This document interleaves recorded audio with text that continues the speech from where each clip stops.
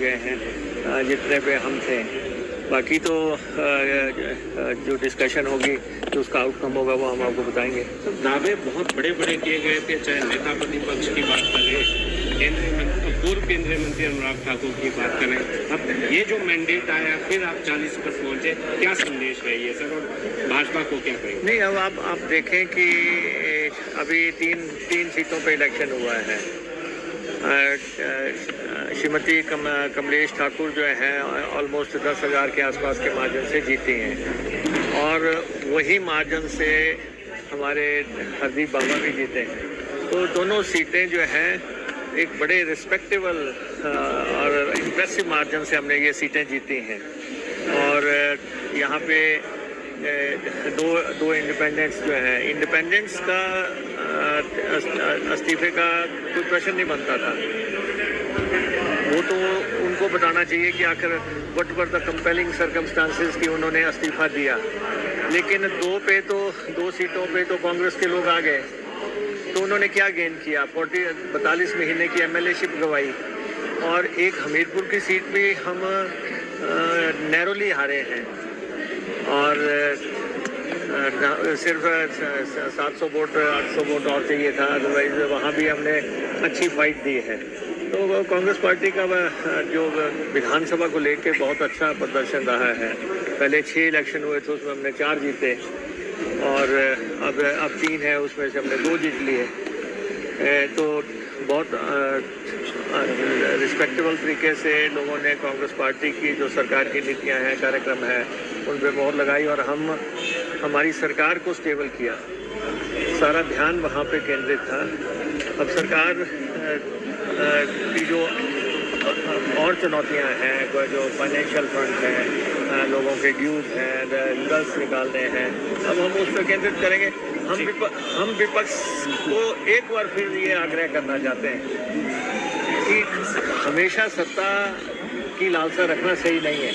हर समय सत्ता ढूंढते रहना।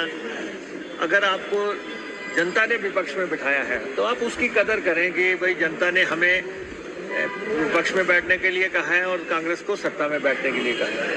कांग्रेस अगर पावर में आई है तो आप अपनी ताकत से, धौंस से, अपने मशीनरी से आप उस सरकार को टॉपल करने की कोशिश करें। इससे बेहतर है, एक आपने एक्सपेरिमेंट किया और ऑपरेशन लोटस पूरी तरह विफल हो गया, ध्वस्त हो गया पूरी तरह। ऑपरेशन लोटस हिमाचल प्रदेश में जिस ताकत से ध्वस्त हुआ है, उसमें बीजेपी के लोग कह रहे हैं कि इन लोगों को मंथन करना चाहिए जो इस समय बीजेपी को हेड कर रहे हैं, कि आखिर उन्होंने ये क्यों प्लान किया, क्या जल्दबाजी थी।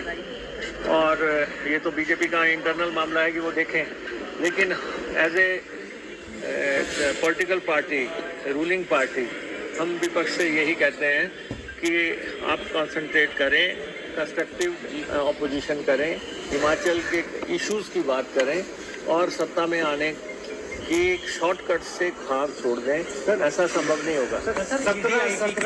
एक्शन हुआ बाई इलेक्शन से पहले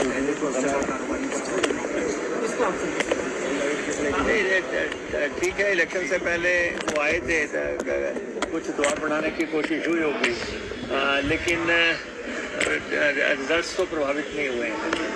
हमारे हक में दो सीटें हमने जीती हैं। बाकी तो जो चुनौतियां आएंगी उनको फेस करेंगे एज ए गवर्नमेंट। लेकिन बीजेपी ये सोचे कि अब पहले 40 से उन्होंने तोड़ फोड़ की, अब क्या करेंगे?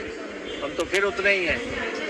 हम तो इस पूरे एपिसोड में आप देखें कि 6 लोगों की एमएलएशिप चली गई। वो लोग किसके बहकावे में आए, क्या साजिश थी, क्या षड्यंत्र थे, उन्होंने क्या खोया, क्या पाया, तो ये तो उनको मंथन करना है। हमें तो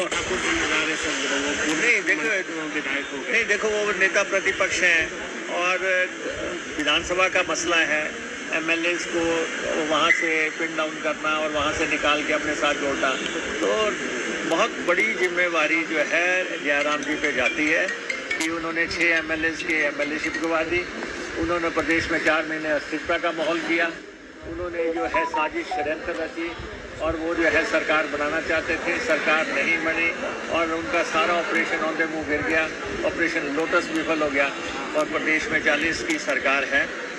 अब मुझे लगता है कि भाजपा को संयम रखना चाहिए और संयम रखते हुए एज ए ऑपोजिशन एक रचनात्मक ऑपोजिशन करते हुए ऑपोजिशन की भूमिका निभाएं विधानसभा के भीतर और बाहर।